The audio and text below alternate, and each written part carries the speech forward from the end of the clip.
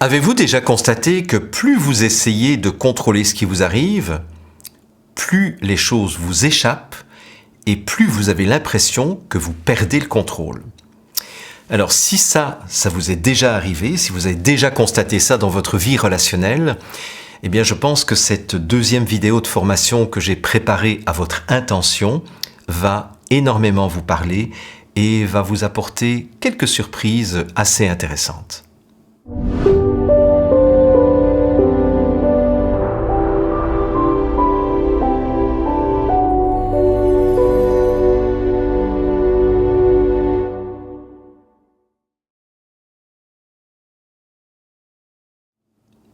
Je vous souhaite la bienvenue dans cette deuxième vidéo de formation gratuite dans le cadre du lancement de l'Académie des relations authentiques, vidéo que j'ai intitulée aujourd'hui « En finir avec le contrôle pour survivre ». Alors c'est un petit peu mystérieux pour l'instant, mais vous allez voir que ça va s'éclaircir dans quelques instants. Je suis Jean-Jacques Rêvecoeur, auteur, formateur et conférencier depuis 1989 et l'heureux fondateur de 4 écoles en ligne, l'Académie de la vie en mouvement, l'Académie de la vie consciente, l'Académie de la santé intégrale et l'Académie qui nous occupe actuellement, qui est l'Académie des relations authentiques. Alors le but de cette série, puisqu'en fait je vous ai dit que c'était la deuxième vidéo de formation, mais en réalité vous aurez au total dans les semaines qui viennent 5 vidéos de formation entièrement gratuites qui inaugurent le programme approfondi de l'Académie des relations authentiques. Et le but de cette série, dont je vous avais déjà parlé la fois dernière, donc je le rappelle ici très brièvement, c'est de mieux comprendre les principales dimensions inconscientes à l'œuvre dans les relations interpersonnelles. Et je vous avais dit que si on n'est pas capable de comprendre et de gérer ces dimensions inconscientes qui sont à l'œuvre dans nos relations interpersonnelles, eh bien, ça risque de mettre en échec nos tentatives d'améliorer nos relations et ça rend inefficace la majorité des formations en communication. Donc, ça, je ne reviens pas là-dessus puisque vous êtes censé avoir vu la première vidéo. D'ailleurs, si vous ne l'avez pas vue, je vous arrête tout de suite et je vous invite à cliquer sur la vignette correspondant à la première vidéo pour que vous ayez cette formation dans l'ordre, bien entendu. Alors, je vous rappelle que la première vidéo qui s'intitulait « En finir avec l'inconscience relationnelle » vous proposait d'identifier 9 processus de sabordage et de sabotage de nos relations interpersonnelles afin de les désamorcer. Et vous avez été extrêmement nombreux à apprécier et à réagir à cette formation. Au moment où j'enregistre cette deuxième vidéo, vous êtes déjà plus de 22 000 à avoir visionné cette première vidéo de formation et j'en suis vraiment très heureux et je vous remercie aussi pour la qualité des commentaires que vous avez laissés sous cette vidéo. Passons maintenant à l'objectif de la deuxième vidéo. La deuxième vidéo qui donc s'intitule « En finir avec le contrôle pour survivre », eh bien, je vais vous inviter à identifier l'origine et la dynamique des scénarios de contrôle. Bon, alors peut-être que ça ne vous dit rien pour l'instant, mais vous allez voir à quel point c'est aussi une dimension inconsciente de nos relations interpersonnelles. C'est notre tendance à vouloir contrôler les autres, mais à la limite sans le vouloir et sans le savoir. Et c'est ça qui est dramatique, c'est que à la limite, si on voulait contrôler les autres en sachant très bien ce qu'on fait, ben, ça ne nous occasionnerait pas autant de difficultés. Mais là, quand on est inconscient de nos scénarios de contrôle, eh bien, ça va générer des cercles vicieux qui vont nous empêcher finalement de vivre et qui nous maintiennent dans un état de survie. Donc c'est ça un peu l'idée du titre de cette vidéo d'aujourd'hui, en finir avec le contrôle pour survivre. Voilà.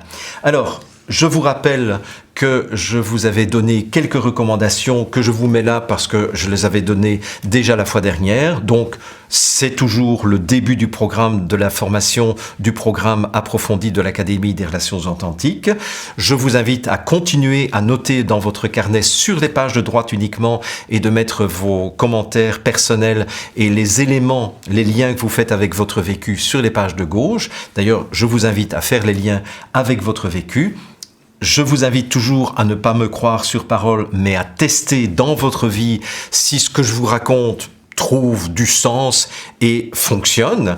Et ce que je vous demanderai à la fin, c'est que si cette vidéo vous a fait réfléchir et ou vous a aidé, eh bien, je vous invite à réfléchir à qui dans votre entourage vous pourriez mentionner l'existence de ce programme de formation et de cette série de 5 vidéos de formation que j'ai préparées à votre intention.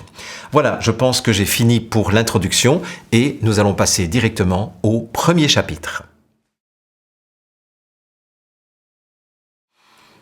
Alors dans le premier chapitre, je vais vous inviter déjà à réfléchir aux stratégies de survie que nous, les animaux, parce que nous, les humains, nous faisons partie du règne animal, depuis les reptiles, en passant par les oiseaux, en passant par les mammifères, etc. Nous faisons partie du règne animal et les animaux que nous sommes, nous avons la nécessité, nous sommes obligés, je dirais, de prendre soin de notre survie, parce que sinon notre espèce aurait disparu. Et je voudrais juste faire allusion très rapidement aux travaux du professeur Henri Laborit, qui disait dans ses travaux de vulgarisation, y compris dans un film de vulgarisation qui s'appelait Mon oncle d'Amérique, eh bien, il disait que finalement, nous les animaux, nous avons 4 stratégies de survie à notre disposition pour justement rester en vie. Il y a la lutte, la fuite, l'inhibition et la ruse, qu'il appelle aussi dans d'autres travaux l'activation d'action.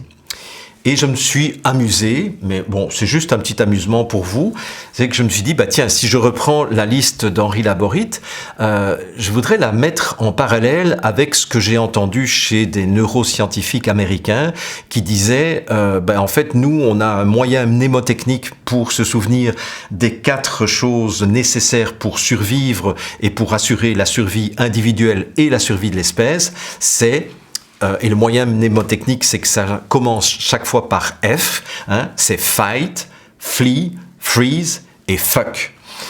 Donc, fight, ça veut dire lutter, flee, ça veut dire fuir, freeze, ça veut dire figer, et fuck, ça veut dire baiser. Parce qu'effectivement, il ne parle pas de ruser, mais il parle effectivement de la nécessité de se reproduire si on veut garantir la survie de l'espèce, bien entendu.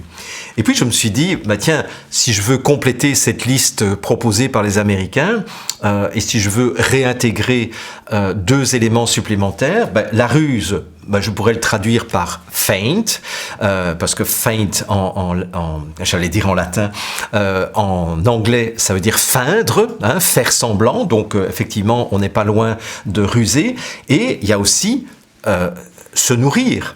Et donc, j'ai pas trouvé de verbe qui commençait par F, alors j'ai mis feed oneself, donc se nourrir, et comme ça, j'ai les 6 F. Et puis je me suis dit, on est en monde francophone, est-ce que je pourrais trouver l'équivalent en français et avec quelle lettre je pourrais jouer? Donc j'ai joué énormément de temps, mais bon, je me suis amusé.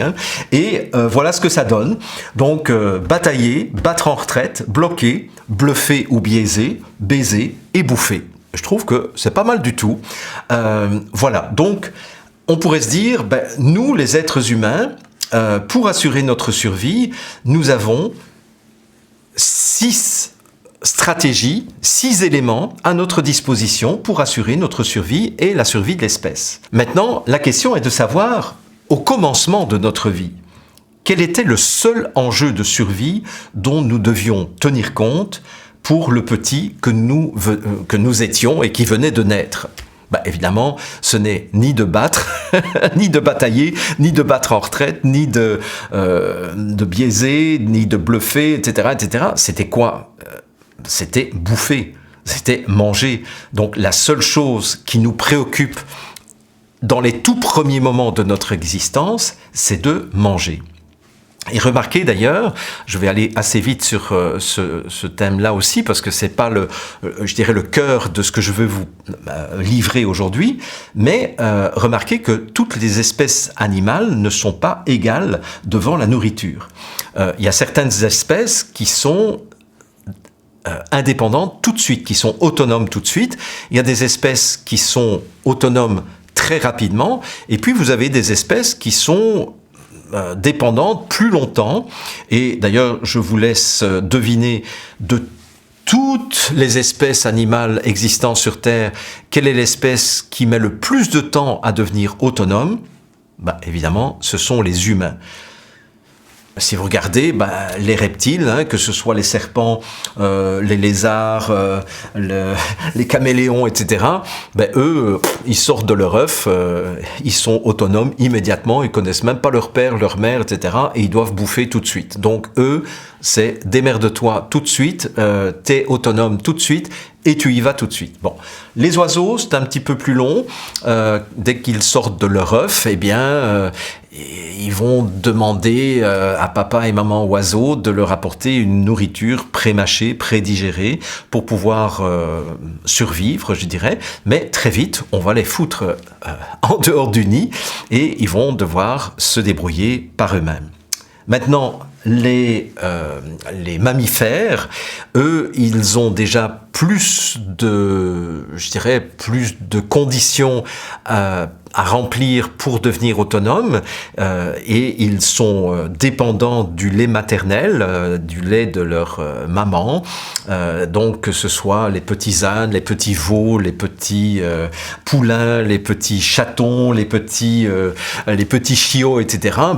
Tous ces animaux-là vont être dépendants du lait maternel pendant quelques semaines, mais ce qui est quand même assez étonnant, c'est que tous ces animaux sont capables de marcher très très vite.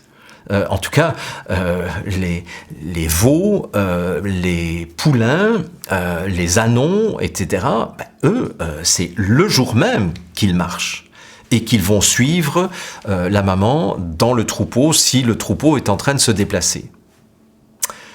Les petits humains, c'est une toute autre affaire. Donc, en fait, les humains sont ceux qui sont les plus dépendants et les plus, je dirais, non autonomes pour arriver un jour à prendre soin eux-mêmes de leurs propres besoins. Et entendez bien ce que je viens de dire, prendre soin de leurs besoins, c'est une thématique qui va revenir évidemment dans cette vidéo d'aujourd'hui.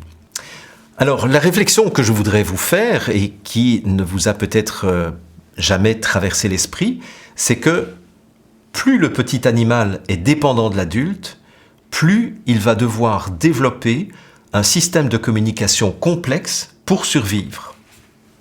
En tout cas, selon les observations objectives avec nos sens limités. Parce que moi, j'ai jamais entendu un serpent ou un lézard crier pour appeler sa maman pour pouvoir être nourri. Tout simplement parce qu'ils n'en ont pas besoin. Donc comme ils n'en ont pas besoin, ils n'ont pas développé un système de communication.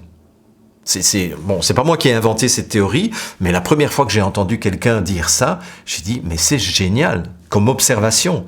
C'est-à-dire qu'en fait, plus vous êtes dépendant, plus vous allez devoir construire un système de communication complexe pour vous faire comprendre, pour que vous obteniez la nourriture dont vous avez besoin pour pouvoir survivre.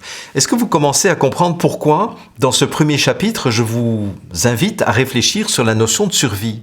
C'est parce qu'en fait, communiquer les uns avec les autres, nous les humains, là je vais revenir aux humains, c'est une question de survie. C'est-à-dire, communiquer, si je ne communique pas, je meurs.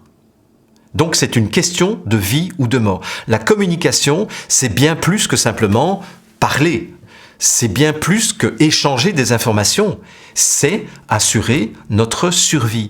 Et ça, c'est vraiment quelque chose que je vous invite à noter en grand dans votre carnet. Et vous allez voir toutes les conséquences que ça peut avoir si ce lien entre survie et communication reste inconscient. Et c'est ça le but de cette série que je suis en train de préparer pour vous, c'est de mettre en lumière tous ces aspects inconscients de la communication, mais qui peut nous saboter et nous saborder si nous ne mettons pas cela à la lumière de la conscience. Je vous invite maintenant à réfléchir avec moi sur l'origine de nos scénarios de contrôle. si je reprends les propos que je viens de tenir à propos de la survie, il faut savoir que la partie du cerveau qui assure notre survie, c'est surtout le tronc cérébral et un petit peu le cervelet. C'est-à-dire ce qu'on appelle le cerveau archaïque ou le cerveau reptilien. Et la caractéristique du cerveau reptilien, c'est que c'est un cerveau automatique. Et retenez bien ça, parce que si donc nos mécanismes de survie sont assurés par un cerveau automatique, sur lequel je n'ai quasiment aucune prise, eh bien ça veut dire que pour survivre, on n'a pas besoin de réfléchir. D'ailleurs, la preuve, c'est que combien d'entre nous, nous avons eu des réflexes qui nous ont sauvé la vie. J'ai déjà vu des vidéos de gens qui sont assis à une terrasse de café, il y a une voiture qui est en plein dérapage et la personne fait un bond en arrière au moment où la voiture est en train de s'écraser sur la terrasse de café. D'où vient cette capacité instantanée à bondir de sa chaise pour ne pas être écrasé par une voiture? Et je pourrais évidemment multiplier les exemples. Nous avons plein d'exemples comme cela où nous n'avons pas besoin et nous n'avons pas le temps de réfléchir pour assurer notre survie. Donc heureusement que nous avons un cerveau archaïque, un cerveau reptilien qui assure notre survie. Et d'ailleurs, ce cerveau archaïque et surtout le tronc cérébral s'occupe aussi de toutes les fonctions inconscientes au niveau physiologique de notre corps pour veiller à ce que notre cœur continue à battre même quand nous nous endormons. Bon, c'est pas un détail, hein. Maintenir la température de notre corps, maintenir le niveau de glucose, enfin bon, toutes ces choses-là. Est-ce que vous réfléchissez à cela? Est-ce que vous dites, ok, je vais maintenir un taux de glucose, un taux de sel, un taux de truc, machin? Non, un taux de cholestérol. Non, tout ça, ça se fait automatiquement. Donc, c'est ce cerveau-là qui est impliqué dans mes démarches de survie. Sauf que, comme vous avez compris que communiquer, c'est une question de vie ou de mort, ça veut dire qu'il y a une partie de notre modalité de communication qui, elle aussi, est gérée par notre cerveau reptilien. Je vous donne un exemple. Quelqu'un vous agresse, eh bien, si vous n'êtes pas inhibé, vous pourriez très bien réagir en disant « ça va, hein ?» Vous n'avez même pas réfléchi. Vous vous souvenez que dans la première vidéo, je vous avais dit, est-ce que ça ne vous est jamais arrivé d'avoir des comportements qui vous échappent, qui sont plus forts que vous et que vous regrettez amèrement dès que c'est sorti? Ben oui, ça c'est parce que c'est votre cerveau reptilien qui a décidé de réagir de cette façon-là. Et puis vous vous dites merde, parce qu'avec votre cerveau cortical ou avec votre cerveau limbique, vous vous dites oh là là, j'aurais jamais dû dire ça. Ouais, non, mais c'est trop tard, c'est sorti. Vous voyez? Donc, c'est quand même très très important de comprendre cela. Hein? Et donc, c'est pour ça que j'ai créé cette série de vidéos. Je n'avais jamais fait une série sur cette thématique-là et je suis très très content de le faire parce que moi, ça me fait réfléchir aussi à plein de liens que je n'avais jamais fait dans ma vie à propos des liens entre la communication et tous les facteurs inconscients. Alors, comment est-ce que le bébé fait pour s'assurer qu'il peut manger? Ben en fait, il n'a pas 36 solutions, c'est ça. Vous voyez? Il pleure. Il pleure pour appeler maman et surtout pour appeler le sein de maman. Parce qu'en fait, maman ne l'intéresse pas vraiment comme cela à ce stade-là. Ce qui l'intéresse, c'est le sein de maman. Donc, tant que je n'ai pas le sein de maman dans ma bouche, je vais pleurer. Jusqu'à ce que maman vienne se rapprocher de moi, constate que effectivement c'est pas un pleur de caprice, c'est pas un pleur parce que j'ai mouillé ma culotte, c'est un pleur parce que j'ai faim et je vais mettre le bébé au sein. Et dès que je mets le bébé au sein, le bébé a ce qu'il veut et il arrête de pleurer. Mais remarquez, et vous allez comprendre maintenant beaucoup de choses. Donc, pour survivre, j'ai besoin de manger. Oui, mais pour manger, j'ai besoin de lait maternel. Pour faire venir le lait maternel à moi, pour faire venir le sein à moi, il faut que je contrôle les mouvements de maman. Donc vous voyez la genèse des scénarios de contrôle. C'est que pour manger, c'est-à-dire pour survivre, il faut que je contrôle le comportement de maman. Il faut que je contrôle les mouvements de maman. Et pour contrôler maman, je vais pleurer parce que c'est la seule modalité de communication dont je dispose à ce moment-là pour faire venir maman à moi et pour la contrôler. Et ça marche, figurez-vous.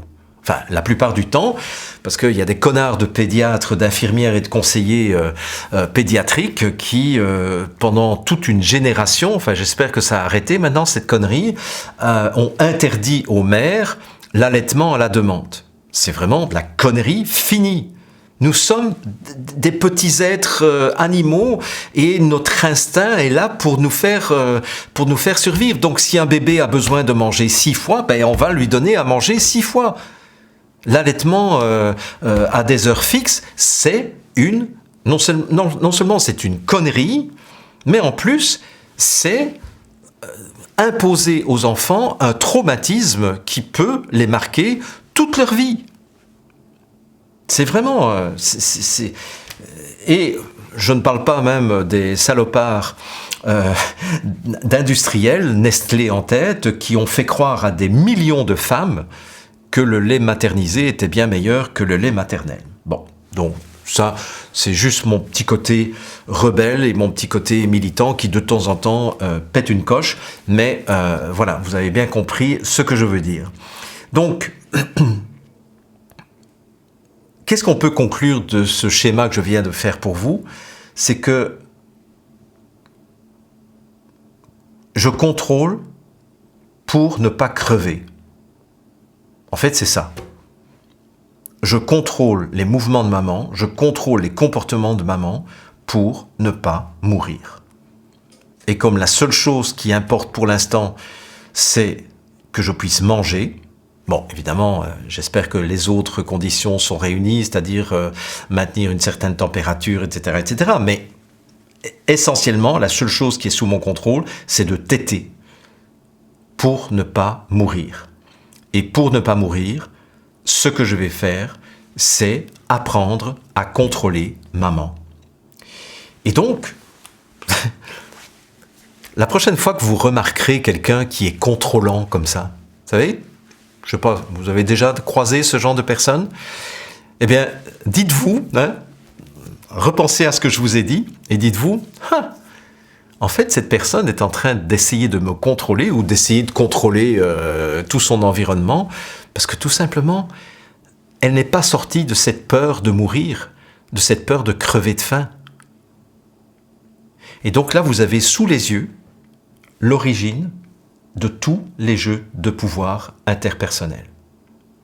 D'ailleurs, dans l'Académie des relations authentiques, et donc ça c'est vraiment la spécificité de l'Académie par rapport aux autres théories de communication, c'est que, en fait, je vous enseigne la dynamique relationnelle systémique, et la dynamique relationnelle systémique, c'est l'étude des phénomènes de pouvoir et de manipulation inconscients et involontaires, donc c'est pas les jeux de pouvoir volontaires, c'est les jeux de pouvoir inconscients et involontaires, qui peuvent effectivement détruire complètement la qualité de nos relations. Alors, j'en profite pour vous donner la définition d'un jeu de pouvoir, parce que maintenant, repensez au bébé qui pleure pour contrôler les mouvements de maman, pour avoir le lait maternel.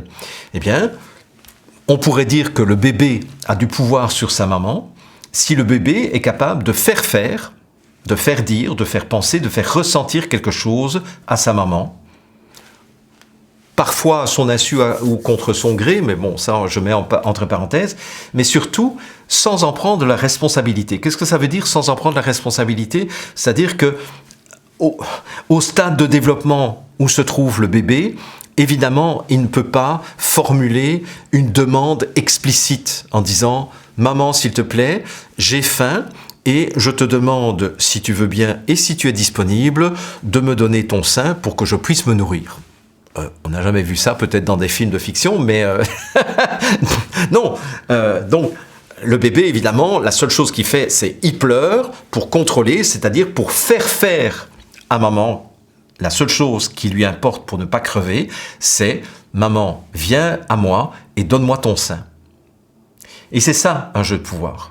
Donc, vous voyez le lien entre un scénario de contrôle et un jeu de pouvoir. Donc, en fait, je contrôle l'autre pour avoir du pouvoir sur lui. Et ça, vous serez d'accord avec moi que, effectivement, si je veux avoir du pouvoir sur quelqu'un, je dois contrôler ce qu'il fait et ou ce qu'il dit et ou ce qu'il pense et ou ce qu'il ressent. Pas nécessairement les 4 dimensions, mais au moins une des 4. Et si je suis capable de faire faire quelque chose à quelqu'un en plus contre son gré ou à son insu, ben, là je peux dire j'ai du pouvoir sur cette personne. Et le problème, c'est que le contrôle, donc, c'est la première chose que nous ayons apprise dans notre existence. Le bébé, c'est la première chose qu'il a apprise dans son existence, et heureusement qu'il l'a apprise, parce que sinon, il mourrait dans les heures qui suivent sa naissance. Donc, on ne peut même pas dire « Oh là là, ce serait bien s'il n'y avait plus de contrôle dans la vie, ou dans l'univers, ou dans la société. » C'est impossible. Ça fait partie de notre constitution psycho-émotionnelle. C'est notre tendance à contrôler. Évidemment, ce qui va être destructeur, c'est quand nous ne sommes pas conscients que nous voulons contrôler l'autre. Vous voyez, ce que j'ai remarqué dans mes recherches, dans mes travaux de recherche, mais aussi dans ma carrière professionnelle où j'ai quand même accompagné des dizaines de milliers de personnes, c'est que plus nous avons peur de crever, donc par extension, plus nous avons peur que nos besoins fondamentaux ne soient pas satisfaits, eh bien, plus nous allons essayer de contrôler notre entourage. Donc en fait, ça c'est un bon repère pour vous. Si vous avez l'impression que vous êtes en train d'essayer de contrôler tout le monde et votre entourage tout le temps en permanence, etc., dites-vous que probablement, ce qui verrouille cela, ce qui génère ça chez vous, c'est probablement la peur que vos besoins fondamentaux ne soient pas satisfaits. Parce qu'évidemment, quand on grandit, on a d'autres besoins qui viennent se mettre en place. Les besoins de sécurité, les besoins d'amour, les besoins de reconnaissance, les besoins de relations, les besoins d'appartenance, les besoins de s'épanouir, les besoins de beauté, d'harmonie, etc. Tous ces besoins fondamentaux, c'est la même chose que le besoin de manger. C'est-à-dire, ils doivent être satisfaits, ils doivent être pris en compte. Je ne peux pas ne pas satisfaire mes besoins. Mais plus j'ai peur que mes besoins ne soient pas satisfaits, plus je vais essayer de contrôler tout mon entourage pour ne pas perdre le contrôle. Vous voyez ce que je veux dire? C'est ça qui est vraiment fondamental à comprendre.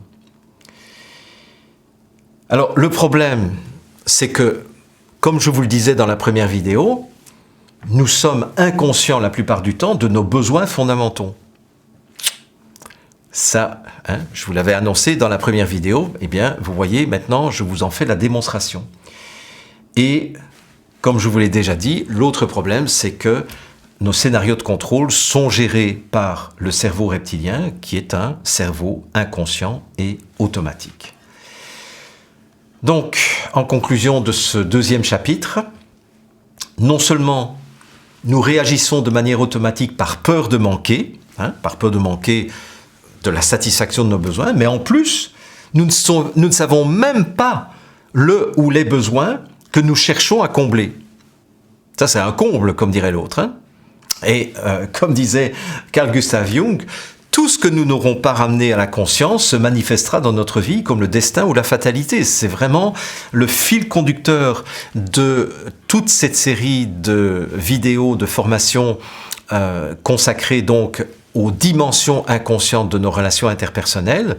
C'est que non seulement je ne suis pas conscient que je contrôle, et je ne suis pas conscient que c'est parce que j'ai peur que mes besoins ne soient pas satisfaits, mais en plus, je suis même pas conscient de quels besoins sont frustrés ou sont en danger d'être frustrés et que je devrais combler. Donc en fait, on est dans l'inconscience totale, et la bonne nouvelle, c'est qu'il y a quand même moyen de gérer ce genre de situation et de s'en sortir. Alors, je vous propose un troisième chapitre qui est un tout petit chapitre, mais que je trouvais très important pour faire le lien avec la suite. Ce chapitre, je l'ai intitulé « Passer du contrôle à la communication ». Donc, comment est-ce qu'on passe effectivement d'une situation où c'est le cerveau reptilien qui gère la situation à une situation où c'est plutôt le cerveau limbique et le cortex qui vont gérer la situation. Alors, si je reprends un peu tout ce que je vous ai dit dans les dernières minutes, eh bien, je dirais que quand nous étions enfants, nous n'avions pas besoin d'être forts pour contrôler les autres. Hein. Il suffit qu'on se mette dans son coin, qu'on commence à pleurer, etc. Et à un moment donné, un adulte va venir me trouver pour me dire « Mais qu'est-ce qui se passe, mon chéri ?» etc. Donc, je peux contrôler les adultes sans être plus fort physiquement qu'eux, voyez, ou même plus fort intellectuellement qu'eux. Il suffit que je me mette dans mon coin, que je joue la victime, et habituellement, ça marche très bien. Enfants, nous n'avons pas besoin de parler non plus pour contrôler les autres. Hein, il suffit de pleurer pour obtenir la plupart du temps ce qu'on veut. En tout cas, dans les premières années, ça marche très très bien cette affaire-là. Mais le problème, c'est qu'on ne reste pas petit tout le temps. Donc, quand on grandit, là, on commence à être dans des relations adulte-adulte, en tout cas, c'est ce qu'on voudrait, et c'est là que nous pourrions établir des rapports de force pour tenter d'être le plus fort. Pourquoi est-ce qu'on va tenter d'être le plus fort dans nos relations interpersonnelles? Et on a tous cette tentation-là, au départ en tout cas. C'est que, parce que si je suis le plus fort de ma communauté, de mon clan, eh bien, je vais être capable d'imposer aux autres le fait de satisfaire mes besoins. Vous voyez, tout tourne, dans cette vidéo en tout cas, tout tourne autour de « j'ai besoin de satisfaire mes besoins hein, ». Je veux être rassuré sur le fait que mes besoins soient satisfaits. Voilà, tout tourne autour de ça. Et donc, la première stratégie, si vous voulez, qui est présente potentiellement chez tous les êtres humains, c'est je vais essayer de dominer. Je vais essayer d'être le plus fort pour avoir la certitude, avoir l'assurance que mes besoins seront satisfaits. Le problème, c'est que nous ne sommes pas toujours les plus forts, et même la plupart du temps, nous sommes rarement les plus forts. Donc, il va falloir trouver d'autres stratégies. Et en plus, même si je veux être le plus fort, c'est fatigant et c'est épuisant. Donc, comme nous sommes rarement dans la position d'être le plus fort, d'être le dominant, on va trouver d'autres solutions pour essayer, en tout cas, de satisfaire nos besoins. Première stratégie, et là, on revient à la borite, je peux mettre en œuvre une stratégie de fuite. C'est-à-dire, si dans une relation interpersonnelle, je me rends compte que je n'ai pas le dessus, si dans une relation de communication, je suis en position de dominer, peut-être qu'à un moment donné, je vais fuir, je vais prendre la poudre d'escampette et je vais éviter la confrontation parce que je ne suis pas le plus fort. C'est une façon de survivre. Du point de vue reptilien à ce niveau-là, on n'est pas dans la communication. Une autre façon, c'est de se mettre dans une stratégie d'inhibition d'action et de figement. C'est pour vivre heureux, vivons cachés, comme disaient certaines personnes à l'époque où j'étais jeune. J'entends moins cette expression maintenant, hein, mais pour vivre heureux, vivons cachés. Donc, moi, je préfère devenir un nobody, je préfère passer inaperçu, je préfère ne pas faire de vagues, comme ça, je ne serai pas heurté par la violence de la vie. Et je vais me débrouiller avec mes petits besoins que j'aurai restreints d'ailleurs à la portion congrue. Voilà, je ne vais pas aller plus loin que ça. C'est une autre stratégie. Je ne dis pas qu'elle est efficace, mais je dis que c'est une autre stratégie de survie. Et là, on est dans la survie, on n'est pas dans la vie en plénitude. Vous voyez, c'est important aussi de se le rappeler. Ou alors, je peux utiliser la ruse. C'est-à-dire, je vais essayer de contrôler mon entourage. Si je ne suis pas le plus fort, je vais essayer d'être le plus malin. Je vais essayer d'être le plus rusé. Je vais essayer de communiquer, mais de façon, je dirais, à ne pas être dans une relation de confrontation. Hein? Je vais essayer d'amadouer le plus fort pour justement être assuré que même s'il est plus fort, il va peut-être satisfaire certains de mes besoins fondamentaux. Ça va ? Donc c'est ça, la communication ruse. C'est je communique verbalement avec l'autre, mais en réalité, le but ultime de ma communication, c'est espérer que mes besoins soient satisfaits. Mais dans ce type de communication, et c'est là où on va revenir à la notion de jeu de pouvoir, c'est que je vais éviter d'exprimer ma réalité explicitement. Et je vais essayer d'obtenir les choses en prenant le moins possible ma responsabilité. Pourquoi est-ce que je fais ça ? Eh bien, pour me protéger d'une confrontation potentielle ou d'une rupture relationnelle. Je vous fais quand même remarquer et je vous rappelle que nous avons gardé la mémoire de ce que nous avons vécu dans notre petite enfance. Et si maman rompt la relation avec moi, eh bien, je meurs. Et ça, nous grandissons avec cette mémoire traumatique, cette peur panique que si je subis une rupture relationnelle, je vais crever. Et effectivement, quand on est un tout petit bébé, s'il y a une rupture relationnelle avec mon papa et ma maman, eh bien, je meurs. En grandissant, on a gardé inconsciemment, bien entendu, cette mémoire traumatique, ce qui fait que, même quand je suis adulte et que je communique avec quelqu'un qui me semble plus fort que moi, je vais faire en sorte de communiquer pour éviter toute confrontation potentielle et donc toute rupture potentielle. Et c'est pour ça que du coup, c'est rare quand nous allons réellement dire notre réalité, c'est-à-dire ce qu'on pense, ce qu'on ressent, ce qu'on veut, ce dont on a besoin, ce qu'on ne veut pas, poser nos limites, etc. Parce que si nous faisons ça, on se dit aïe aïe aïe aïe, si je lui dis vraiment ce que je pense, il va rompre la relation avec moi, ou elle va rompre la relation avec moi. Et ça, je ne le veux pas. Je suis pas capable d'assumer cette peur de la rupture relationnelle. Et donc, je vais faire des compromis avec moi-même. Hein, c'est ça le sens de sans en prendre la responsabilité dans la définition du jeu de pouvoir. C'est que je vais essayer de faire quelque chose à quelqu'un pour satisfaire mes besoins. Je vais essayer de faire dire quelque chose à quelqu'un pour satisfaire mes besoins. Je vais essayer de faire penser quelque chose à quelqu'un pour qu'il se dise « Ah oui, il faudrait que je fasse ça pour lui », pour satisfaire mes besoins. Je vais essayer de lui faire ressentir quelque chose pour satisfaire mes besoins. Par exemple, je pourrais essayer de le culpabiliser pour qu'il se sente obligé finalement de prendre soin de mes besoins. Mais tout ça, je vais le faire de façon louvoyante, je vais le faire de façon dissimulée, pas de façon ouverte, pour justement éviter la rupture bête et brutale.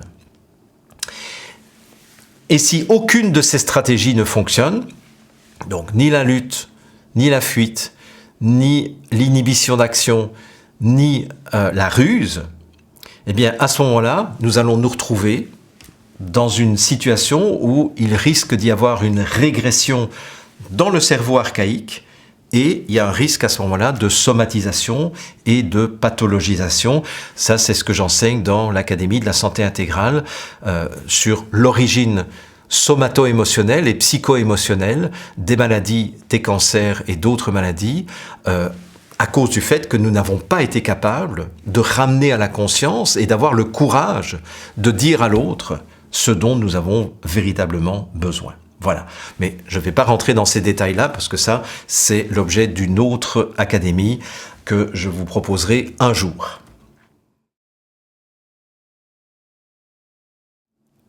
Nous arrivons donc au 4e et dernier chapitre de cette vidéo que j'ai préparée avec beaucoup de plaisir. Et j'espère que vraiment vous avez beaucoup de plaisir et que vous trouvez beaucoup de résonance entre ce que je vous dis et des choses que vous avez observées, que vous avez vécues intérieurement et que vous commencez maintenant à comprendre pourquoi nous avons de tels manques de savoir-dire. C'est parce que tout simplement, nous avons peur de perdre la relation, parce que peur de perdre la relation, lorsque nous étions tout petits bébés, ça voulait dire un arrêt de mort. Et que donc nous allons essayer de contrôler, parce que c'est la première chose que nous avons faite dans l'existence, et ça a marché. Donc comme les scénarios de contrôle ont marché au début de notre existence, et c'est ça qui nous a permis de bouffer, et c'est ça qui nous a permis de grandir, on se dit... On ne change pas une équipe qui gagne et on ne change pas un comportement qui fonctionne. Donc, je vais continuer à contrôler pour essayer d'avoir du pouvoir sur l'autre. Même si je ne suis pas aussi fort que l'autre, je vais essayer de l'avoir d'une autre manière, en le manipulant, en le culpabilisant, en ne lui disant pas ce que je veux, mais en lui faisant comprendre que c'est ça que je veux, mais en faisant en sorte que finalement ça vienne de lui plutôt que moi, lui dire explicitement ce que je veux, ce que je désire, ce dont j'ai besoin, etc. Vous voyez ? C'est abyssal. Et c'est vertigineux quand on commence à prendre conscience que finalement, tous nos manques de savoir-dire, toutes nos stratégies et nos processus de sabordage et de sabotage que nous avions vus dans la première vidéo, eh bien, c'est de là que ça vient. C'est que nous ne pouvons pas concevoir la vie, tant qu'on n'a pas ramené ça à la conscience en tout cas, nous ne pouvons pas concevoir la vie sans contrôle. Parce que nous avons l'illusion, et vous allez voir maintenant dans les cercles vicieux issus du contrôle, justement, à quel point ça peut créer des catastrophes dans notre existence. Mais on a l'illusion que plus nous allons contrôler, plus nous allons avoir la certitude et la garantie que nos besoins vont être satisfaits. Or, comme je vous l'ai dit en introduction de cette vidéo, ce que vous n'avez pas déjà remarqué, vous n'avez pas déjà constaté dans votre vie que plus vous essayez de contrôler ce qui se passe dans votre vie, plus les choses vous échappent et plus vous avez l'impression de perdre le contrôle. Mais ça, c'est à cause des mécanismes que je vais vous expliciter maintenant avec quelques exemples où, bien entendu, comme d'habitude, toute ressemblance avec des personnes existantes ou ayant existé est tout à fait fortuite. On s'entend là-dessus. Bien, alors, on va donc décrypter quelques cercles vicieux issus de notre propension à contrôler l'autre, mais sans en prendre la responsabilité, toujours en essayant d'avancer masqué. Vous avez compris maintenant cette notion. Alors, le premier cercle vicieux, je l'ai intitulé « Plus on essaye de contrôler, moins on obtient ce qu'on veut et ce qu'on espère ». Bon, je vous donne une démonstration. D'abord, je vous montre le cercle vicieux et puis je vous donne un exemple. Donc, on commence tout au-dessus et vous voyez, comme j'ai peur du refus, de la confrontation, de la rupture, c'est tout ce que je vous ai expliqué précédemment, j'essaye de faire comprendre ce que je veux, mais évidemment sans le dire vraiment. Alors, l'autre, évidemment, sent confusément une attente de ma part, mais c'est pas explicite, bien entendu, c'est pas clair. Et il se dit, ok, si l'autre est de bonne volonté, voilà, il faut déjà ça, donc on est déjà dépendant de la bonne volonté de l'autre, l'autre, il va interpréter ce qu'il comprend, mais à travers ses propres filtres. Je vous avais donné l'exemple la fois dernière. Si je dis on rentre pas trop tard ce soir, chérie, oui, mais trop tard, ça veut dire quoi ? Pour moi, pas trop tard, c'est minuit. Donc je vais essayer de faire quelque chose pour le ou la satisfaire. Et donc l'autre dit quelque chose ou fait quelque chose, mais qui ne me convient pas. Mais pourtant, il est de bonne volonté. Donc du coup, je suis frustré par ce que l'autre m'a dit ou a fait. Et, bien entendu, comme j'ai toujours peur du refus, de la confrontation, de la rupture, je ne vais évidemment pas exprimer ma frustration, ma déception, et je vais continuer à essayer de faire comprendre encore plus ce que je veux, mais toujours en n'étant pas clair et en n'étant pas explicite dans ma communication. Donc du coup, l'autre se sent encore plus confus, il essaye encore, il est de plus en plus perdu dans ses interprétations, il va faire des choses encore peut-être plus inadaptées par rapport à mon besoin, ce qui va me frustrer encore davantage, mais je ne voudrais toujours pas exprimer ma frustration. Et le jour où je vais vraiment exprimer ma frustration, ça va exploser. Et ça va provoquer, la plupart du temps, la rupture définitive de la relation. C'est-à-dire que, finalement, plus j'essaye de contrôler, plus j'obtiens exactement le contraire de ce que je voulais éviter et de ce que j'espérais éviter. C'est ça, le premier cercle vicieux. Alors, je vous donne un exemple. C'est cette femme qui se plaignait auprès de moi en disant « Ça fait 25 ans que je suis mariée et mon mari ne m'a jamais offert de fleurs. » Et je lui demande « Mais qu'est-ce que vous faites pour faire comprendre à votre mari? Est-ce que vous avez déjà dit à votre mari que vous vouliez, que ça vous ferait plaisir qu'il vous offre des fleurs de temps en temps ?» Elle me dit « Non, non, je n'ai jamais dit ça à mon mari. » Je dis « Ah bon? Mais... qu'est-ce que vous faites alors? Est-ce que vous faites quelque chose pour lui faire comprendre que ça vous ferait plaisir quand même qu'il vous offre des fleurs? Elle me dit oui, régulièrement, je vais m'acheter des fleurs chez le fleuriste et je mets le gros bouquet de fleurs sur la table de la salle à manger, bien en évidence. Comme ça, quand mon mari rentre, je lui dis « Regarde chérie, je me suis offert des fleurs, je me suis fait plaisir. » En espérant, me dit-elle, qu'il va comprendre que ça me ferait plaisir qu'il m'offre des fleurs. Et je dis, ah bon? Et comment votre mari réagit à ça? Ah ben, il me dit chaque fois, je te félicite ma chérie, je vois que tu prends soin de tes besoins et je suis très heureux de voir que tu es autonome au niveau de te faire plaisir. Donc, vous avez compris? Ça, c'est plus on essaye de contrôler l'autre de façon évidemment insidieuse et de façon à louvoyer sans lui dire exactement ce que je veux, eh bien moins on obtient ce qu'on veut. Parce qu'évidemment, plus elle s'offre des fleurs, plus son mari se dit pourquoi je lui offrirais des fleurs puisqu'elle se fait plaisir toutes les semaines à s'acheter un gros bouquet de fleurs. En plus, elle choisit les fleurs qui lui plaisent. Pourquoi est-ce que j'irais je dirais aller chez le fleuriste pour lui offrir des fleurs? Allez, deuxième cercle vicieux. Celui-là, je l'ai intitulé « Moins on est conscient de nos besoins, moins on obtient ce dont on a besoin ». Vous allez dire, ça c'est une lapalissade, c'est vrai, mais je vous le démontre sous forme d'un cercle vicieux. Donc, on démarre toujours en haut, je suis inconscient de mon besoin, et donc, si je suis inconscient de mon besoin, je vais agir de façon instinctive, automatique, ambiguë. Ben oui, je ne connais pas mon besoin. Donc là, c'est mon cerveau automatique, c'est mon cerveau reptilien qui va me faire agir de façon pas très adaptée en relation avec mon besoin, puisque je n'en suis pas conscient. Mais en agissant comme ça, je vais créer un malaise chez l'autre, parce que l'autre se rend bien compte qu'il y a quelque chose. Et si l'autre commence à se sentir mal à l'aise parce que il ne sait pas comment gérer les comportements incompréhensibles, mes comportements incompréhensibles, eh bien, il peut réagir de différentes façons. Il peut réagir en m'apportant la réponse qu'il croit la meilleure. Mais c'est peut-être pas la meilleure. C'est peut-être pas quelque chose qui est adapté aux besoins, parce que, évidemment, lui ne connaît pas mon besoin. Soit il fait semblant de rien et rester là, ou en fuyant, c'est-à-dire, écoute, il faut que je te laisse là, à bientôt, et prends soin de toi, quoi. Et hop, on s'en va.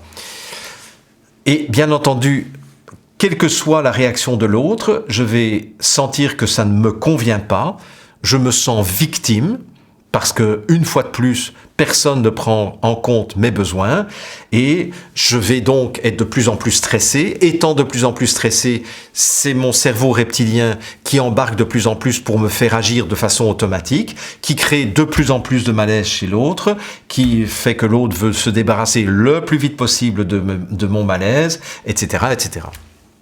Bon, par exemple, j'ai connu des gens qui avaient besoin d'être entendus, mais ils n'étaient pas conscients de ça. Hein, tout ça, c'est très inconscient. Ils ont besoin d'être entendus, ils ont besoin d'être reconnus. Et donc, dans un groupe, à un moment donné, vous avez quelqu'un qui commence à parler. Et ça, c'est quelque chose que je qualifie de comportement instinctif et automatique. Voilà, il parle, et il ne sait même pas pourquoi il parle. Ou elle ne sait même pas pourquoi elle parle. Ça crée un malaise dans tout le reste du groupe, parce que là, il ou elle est en train de monopoliser la parole.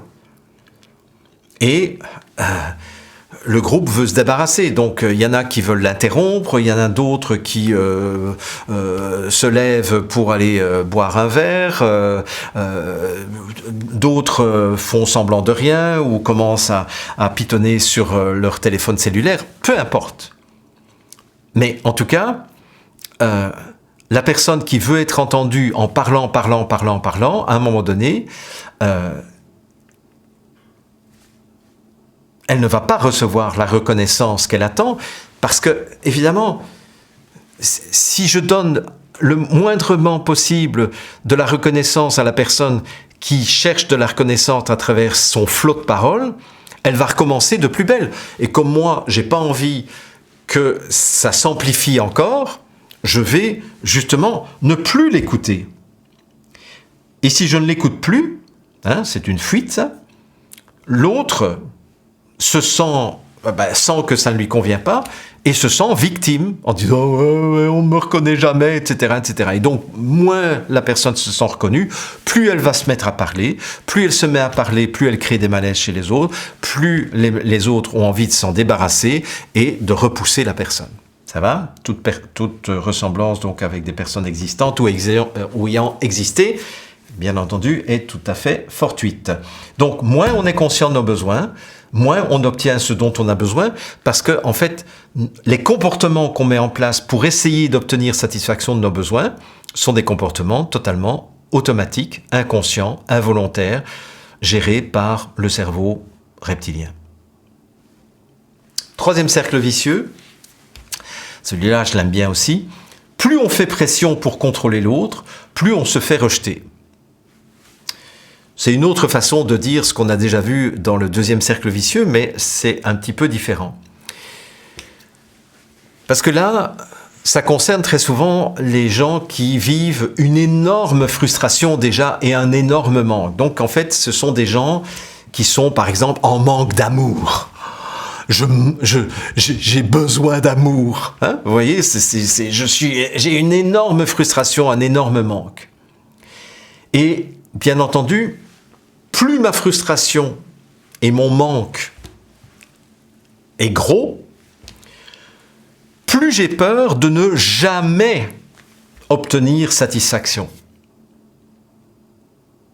Plus j'ai peur de ne jamais obtenir satisfaction, plus je panique intérieurement. C'est une panique très intense, hein. Souvenez-vous, le bébé qui envisage le fait qu'il pourrait ne jamais être nourri, eh bien, c'est une panique mortelle.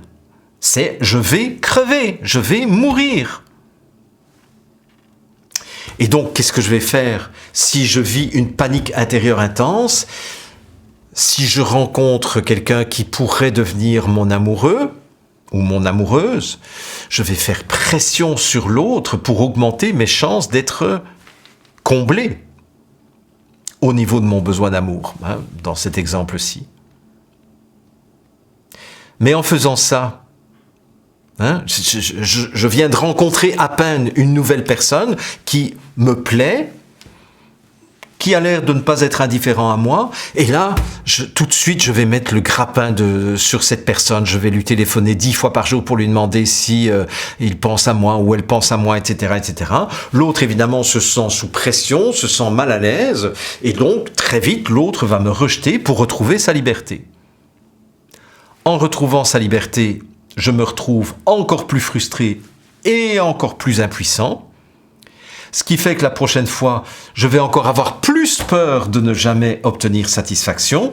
Ce qui fait que je vais vivre une panique intense encore plus grande, qui fera que la prochaine fois que je rencontrerai quelqu'un, je vais encore faire plus pression sur cette personne pour me garantir que mon besoin d'amour sera un jour enfin satisfait. Donc en fait, vous voyez, plus on fait pression pour contrôler l'autre, plus on se fait rejeter.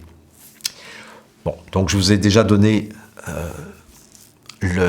l'exemple de quelqu'un qui est célibataire et qui est en manque d'amour.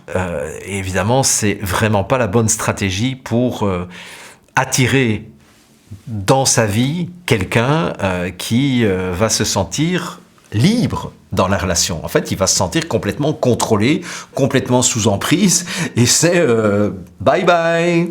Bon.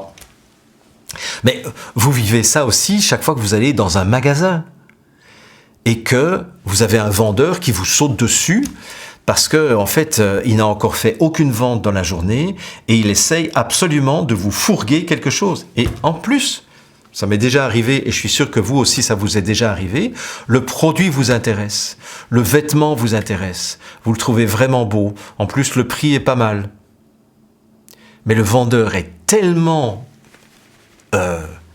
pressant que vous allez ressortir du magasin sans acheter. C'est-à-dire qu'en fait, plus le vendeur est en manque d'avoir fait du chiffre d'affaires, plus il a peur de ne pas y arriver, il est dans une panique intense, il va faire pression sur le client pour essayer de conclure la vente, le client est sous pression, mal à l'aise, et il va rejeter le vendeur pour retrouver sa liberté, il va sortir du magasin et il ne va pas acheter le vêtement qu'il aurait pourtant bien voulu acheter.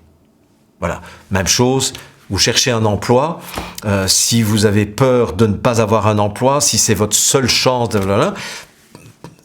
vous allez tellement faire pression sur le recruteur qu'il y a très très peu de chances que vous obteniez ce poste parce que tout simplement vous allez mettre l'autre mal à l'aise. Donc plus on fait pression pour contrôler, plus on se fait rejeter. Allez, quatrième et dernier cercle vicieux, plus on cherche à cacher son contrôle, plus on donne du pouvoir à l'autre. C'est-à-dire plus on essaye de dissimuler le fait qu'on veut obtenir quelque chose de l'autre, eh bien, plus on donne du pouvoir à l'autre de faire ce qu'il veut de nous. Alors, je vous donne le cercle vicieux d'abord. Donc, je veux dissimuler ma tentative de jeu de pouvoir. Donc, je n'exprime pas mes attentes explicitement. Donc, je me décharge de ma responsabilité. Maintenant, vous avez compris ce que c'est me décharger de ma responsabilité. Donc, je ne dis pas ce que je ressens, je ne dis pas ce que je pense, je ne dis pas ce que je veux, je ne dis pas ce que je ne veux pas, je n'exprime pas mes besoins, je n'exprime pas mes demandes. Donc, en fait, j'essaye de tout faire comprendre de façon implicite. Du coup, je donne à l'autre la responsabilité de décider ce qui va se passer. Ben oui, puisque vous allez voir dans les exemples que je vais vous donner, ça va devenir très clair tout de suite. Donc du coup, si moi je ne prends pas ma responsabilité, l'autre va se sentir un petit peu obligé de prendre la responsabilité de l'affaire. D'accord ? Et du coup, comme je lui ai donné la patate chaude, en disant, écoute, moi, je décide pas, moi. C'est décide. Hein, on le dit pas explicitement, mais c'est un peu comme si on disait, vas-y, décide, fais ce que tu penses qui est bien pour moi. L'autre, tu vas le faire. Mais du coup, quand l'autre se positionne, quand l'autre prend sa responsabilité, je ne peux qu'accepter sa décision. Et du coup, je me sens piégé par sa décision et je me sens sous son pouvoir. mais comme je veux continuer à dissimuler ma tentative de jeu de pouvoir, je vais continuer à ne pas exprimer mes attentes explicitement, continuer à me décharger de ma responsabilité, etc. Je vous donne 2-3 exemples. Si par exemple, vous avez envie d'aller au cinéma ce soir, vous pourriez dire à votre compagnon, votre compagne, votre colocataire, « T'as pas envie d'aller au cinéma ce soir ?» Vous avez entendu, vous n'avez pas dit « j'ai envie d'aller au cinéma ». Vous avez dit « t'as pas envie d'aller au cinéma ce soir ?» Donc vous vous déchargez de la responsabilité de ce qui va se passer dans la soirée. Donc vous donnez à l'autre la responsabilité de décider ce qui va se passer. Alors l'autre peut dire « oh non, ça me tente pas ». « Ah non, ça ne te tente pas ». « Non, non, non, vraiment pas ». Donc l'autre s'est positionné, hein, il a été forcé de se positionner. Et moi, je ne peux qu'accepter son positionnement, je ne peux qu'accepter sa décision. Et bien entendu, je me sens piégé, parce que moi, j'avais vraiment envie d'aller au cinéma, mais je me sens piégé par sa décision et par le pouvoir que je lui ai donné de décider de ce qui allait se passer dans notre soirée. Et s'il dit « oui, tiens, c'est une bonne idée, tiens, on va aller au cinéma. » Vous vous dites « yes, j'ai gagné ». Vous arrivez devant le cinéma, même topo. Qu'est-ce que tu as envie d'aller voir comme film ce soir? Vous redonnez à l'autre le pouvoir de décider, alors que vous savez quel film vous auriez envie d'aller voir. Et si l'autre choisit un film qui ne vous convient pas, vous serez frustré toute la soirée. Mais donc, en voulant ne pas assumer votre responsabilité, vous donnez à l'autre le pouvoir d'avoir du pouvoir sur vous. Une autre situation que j'ai rencontrée à de nombreuses reprises dans les couples que j'ai accompagnés, très souvent c'est la femme qui vient voir son mari parce que ça va pas bien dans le couple depuis des semaines et des semaines, sinon des mois. Et la femme prend son courage à deux mains et se dit « bon, il faut que j'aille lui parler. Chérie, il faudrait que je te parle. » Oui, je t'écoute. « Tu trouves pas qu'on devrait se parler tous les deux ?» Et l'autre qui dit « non. » Non. Hein? Tu trouves pas qu'il y a un problème de communication entre nous? Non. Non, je trouve que ça va plutôt bien entre nous. On s'engueule jamais. Non, je trouve que ça... Non. Ah oui, donc toi, tu es satisfait de la manière dont ça se passe? Oui, je suis satisfait. Pourquoi écoute, tu sais, si tu vis un moment difficile, tu as encore ton psy ou ta psy que tu pourras aller consulter. Hein, Ah ouais. Donc toi, tu trouves que c'est pas important qu'on se parle de notre relation? Écoute, non. En plus, moi, je suis pas professionnel de la psychothérapie, donc si tu veux en parler à quelqu'un de professionnel, je pense que le mieux, c'est que tu prennes rendez-vous avec ton psy. Le nombre de personnes qui m'ont dit à quel point ils avaient été frustrés, mais ils n'étaient même pas conscients qu'en disant « tu ne trouves pas que ça va pas bien entre nous ?» ils donnaient à l'autre le pouvoir de décider que non, la relation va très bien. C'est-à-dire, ils donnaient à l'autre le pouvoir de décider ce qui était important pour moi. Ça va ? Donc, plus on cherche à cacher son contrôle, à dissimuler sa tentative de jeu de pouvoir, eh bien, plus on donne du pouvoir à l'autre. Voilà. Conclusion provisoire, parce qu'il nous reste encore 3 vidéos dans cette série. Pour désamorcer ces cercles vicieux, vous avez compris qu'il faut remonter à leurs racines inconscientes et identifier les bénéfices illusoires que je crois en retirer. Donc les racines inconscientes, c'est quoi? C'est la peur de la rupture, c'est la peur de manquer, c'est la peur de la confrontation, c'est toutes ces choses-là. Donc c'est vraiment, tant qu'on n'aura pas remonté jusqu'aux racines de ces cercles vicieux qui sont eux-mêmes générés par mes scénarios de contrôle, mais maintenant j'espère qu'après plus d'1 heure, vous avez compris la nature des scénarios de contrôle. et les bénéfices illusoires. Les bénéfices illusoires, c'est quoi? C'est j'ai l'impression qu'en ayant contrôlé l'autre, j'ai obtenu ce que je voulais. Pas très souvent, hein. Mais en tout cas, le bénéfice que j'ai eu, c'est que j'ai évité la rupture, j'ai évité la confrontation à court terme. Et ça, c'est ce que nous allons voir la prochaine fois, dans la 3e vidéo, c'est justement cette notion de bénéfice secondaire. C'est-à-dire, pourquoi est-ce qu'on répète tout le temps les mêmes schémas qui sont inadaptés, inefficaces et frustrants, et malgré tout, on continue à les répéter. Mais ça, c'est pour la 3e vidéo. Donc, je vous propose maintenant de conclure cette vidéo avec moi.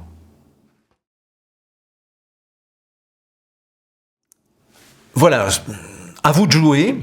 Et à vous de jouer, ça veut dire, je vous invite à faire un résumé de ce que vous avez entendu sur une demi-page ou sur une page, peu importe, et de tirer les enseignements de ce que vous avez entendu en lien avec votre vie. J'espère que je vous ai donné suffisamment d'exemples pour que vous puissiez faire des liens avec des situations frustrantes que vous avez vécues jusqu'à présent.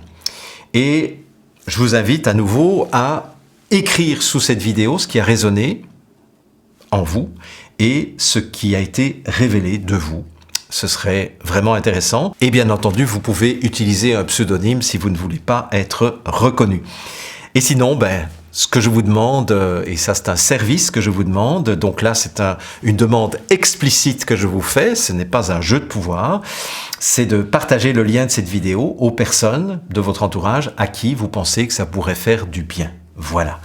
Alors sinon, eh bien, la 3e vidéo sera consacrée donc aux répétitions désespérantes. Donc la 3e vidéo s'intitulera « En finir avec les répétitions désespérantes » et je vous propose, parce que ça vous permettra de encore mieux profiter de cette vidéo qui sera mise en ligne dans quelques jours, donc les dates se trouvent sous cette vidéo, c'est d'identifier les situations et les scénarios répétitifs dans votre vie relationnelle et les conséquences pour vous. Donc voilà, vous faites la liste des situations répétitives et des scénarios répétitifs dans votre vie relationnelle et quelles conséquences toutes ces situations répétitives ont eu pour vous. Et vous voyez le dessin que j'ai choisi, c'est le mythe de Sisyphe, mais ça j'aurai l'occasion de vous en parler une prochaine fois. Donc merci beaucoup, prenez soin de vos relations et merci de votre attention.